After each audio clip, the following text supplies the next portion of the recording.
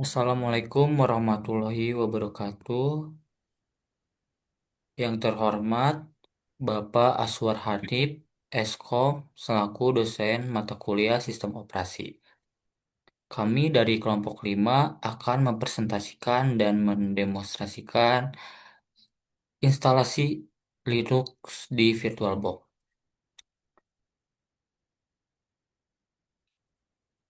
Sebelum Sebelumnya, perkenalkan, saya Sakti Bagja Saputra. Dan ini rekan-rekan saya, ada Eriko Bagus Ramatullah, Damar Saiful, dan Herlangga Dewi Putra. Baik, kita mulai demonstrasinya. Baik, yang pertama ini kita unduh paket platform VirtualBox yang terbaru untuk Windows. Dan jangan lupa juga untuk mengunduh VirtualBox Extension Pack, karena kita membutuhkannya untuk kompatibilitas perangkat yang lebih baik.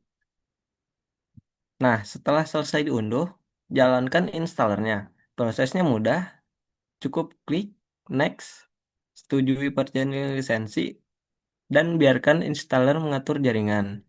Selesaikan instalasi dan buka aplikasinya.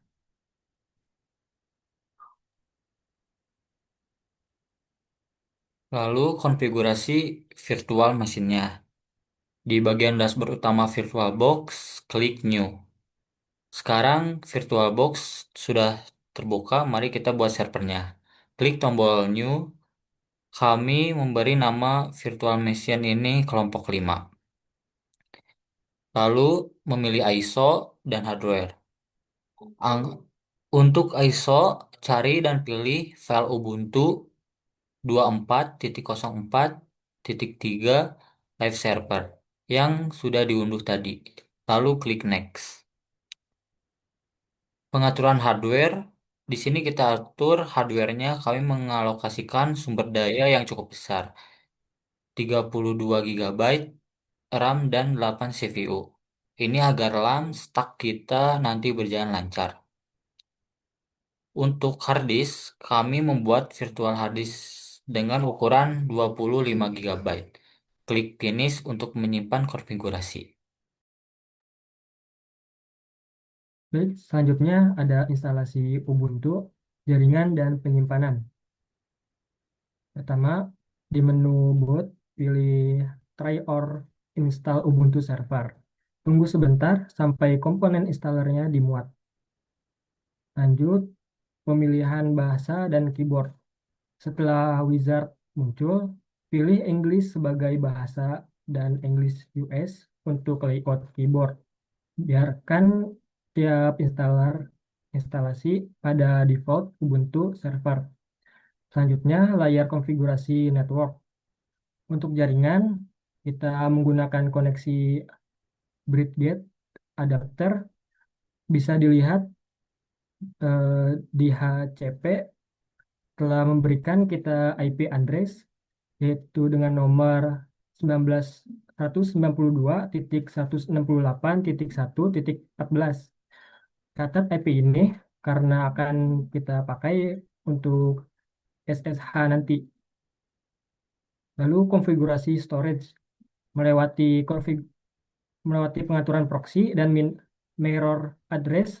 Untuk penyimpanan, biarkan use an entire disk tercentang.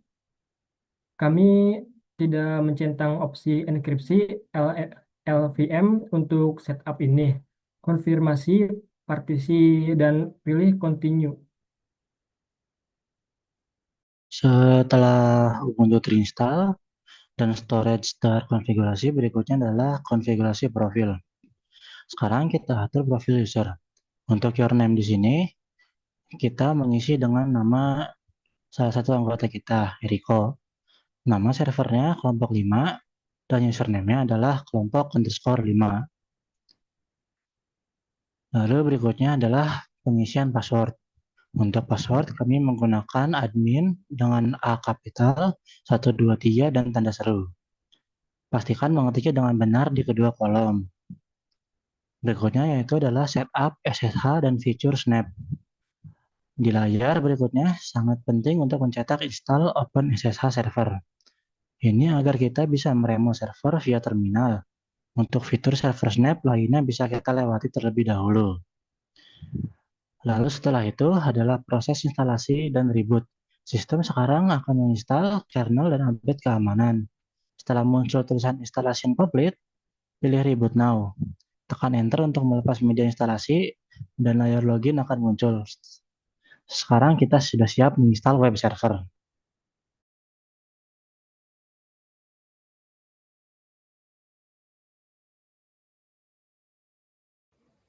Baik, langsung aja kita mulai dengan demo Ubuntu Server. Pertama, kita update repository dan menginstal web server Apache 2.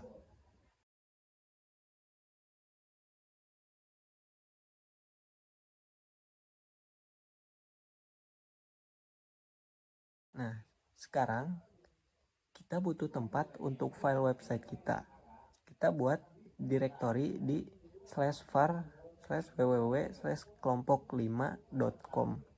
Kita juga mengubah kepemilikan folder ke user saat ini dan mengatur izin ke 755 agar server bisa membaca file tersebut.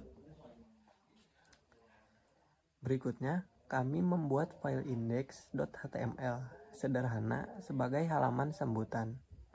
Ini untuk memastikan folder yang kita buat tadi sudah terbaca dengan benar.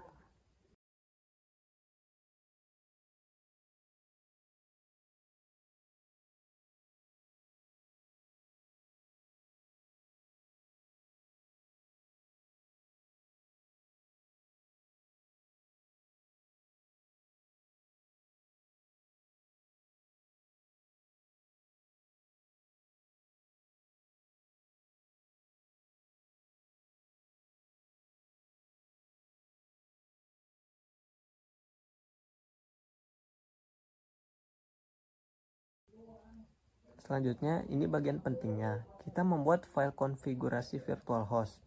File ini memberitahu Apache untuk menampilkan website kita saat seseorang mengaksesnya. Kita arahkan dokumen root ke folder yang baru saja kita buat.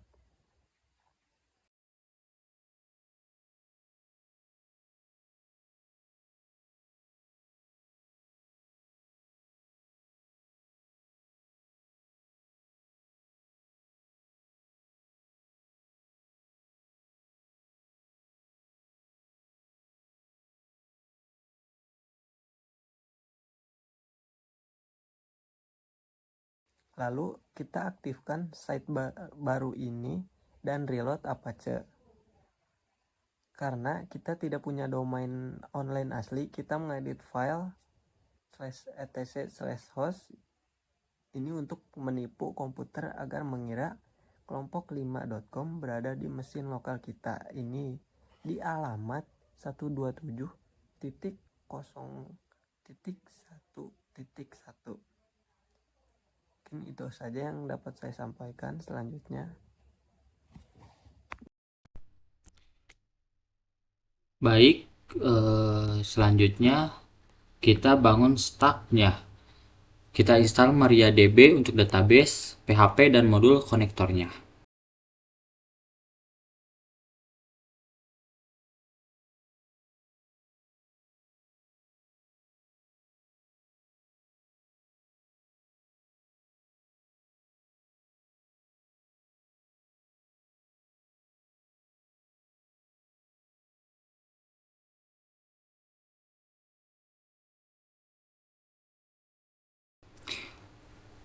Keamanan itu penting, jadi kita jalankan MySQL Secure Installation.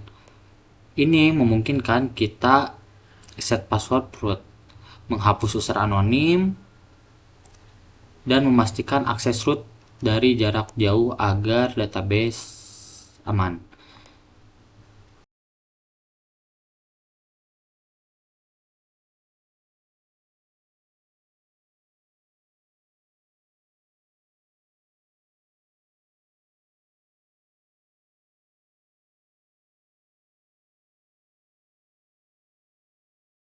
Untuk membuktikan PHP bisa bicara dengan database, kami menulis script cepat bernama dbTest.php. Jika koneksi sukses, pesan sukses akan muncul.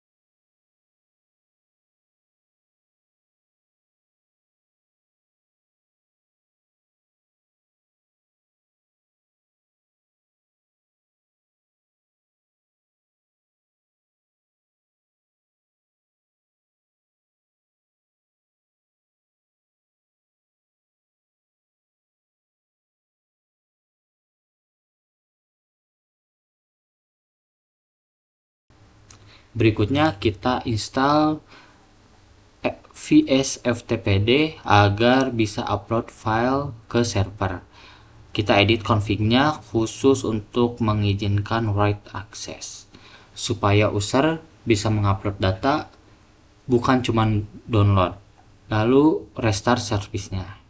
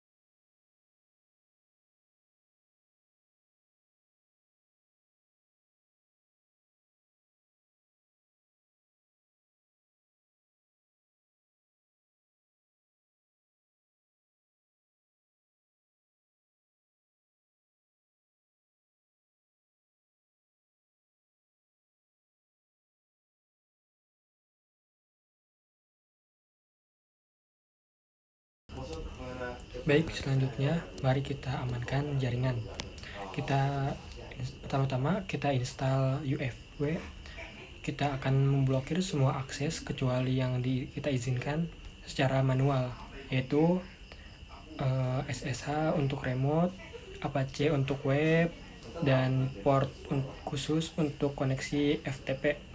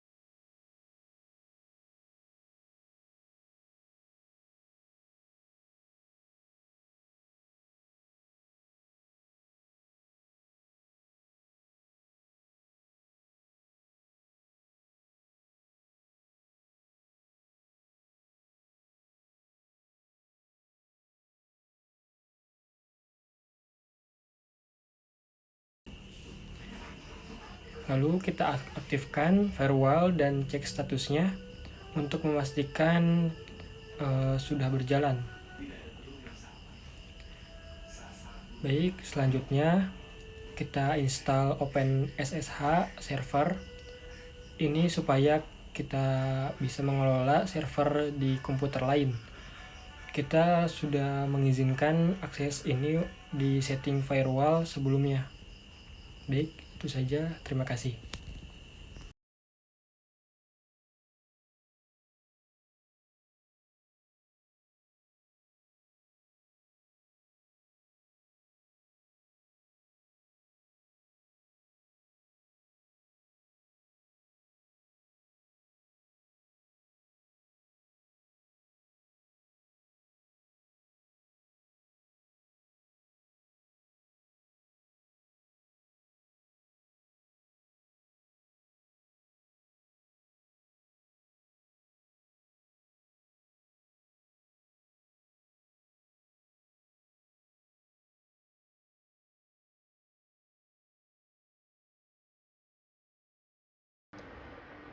Berikutnya adalah untuk pembuatan enkripsi. Di sini kami akan menggunakan OpenSSL. Mungkin ada yang bertanya kenapa menggunakan OpenSSL dan tidak menggunakan certbot. Alasannya, certbot membutuhkan domain asli yang online dan sudah terverifikasi. Karena kita menggunakan virtual machine lokal, certbot tidak bisa digunakan. Jadi kita menggunakan OpenSSL untuk membuat sertifikat self-sign secara manual.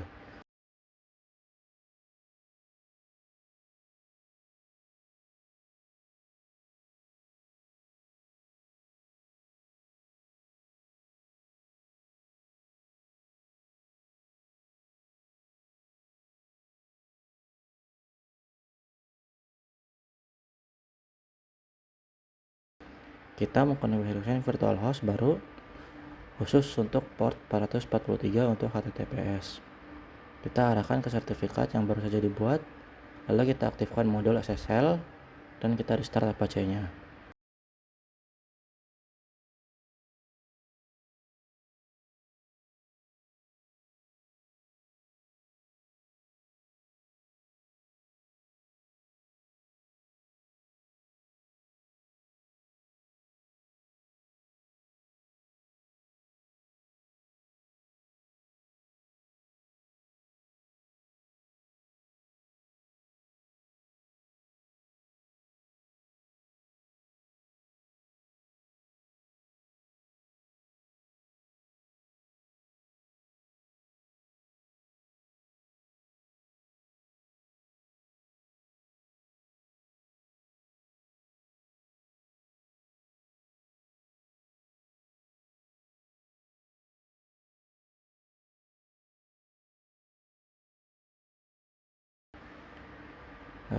Untuk pembuatan server sekian, dan mungkin untuk monitoring kita menggunakan HTOP, NetTools, dan IFTOP. Kami memilih tools berbasis CLI ini karena ringan dan memberikan data real-time yang instan. Kami memutuskan tidak menginstal tools berat seperti Munin atau Nagios untuk demo ini, karena tools CLI ini sudah sangat cukup untuk memantau server yang tunggal ini. Terakhir, kita bisa mengecek port yang terbuka dengan netstat dan mengecek bandwidth dengan IFTOP.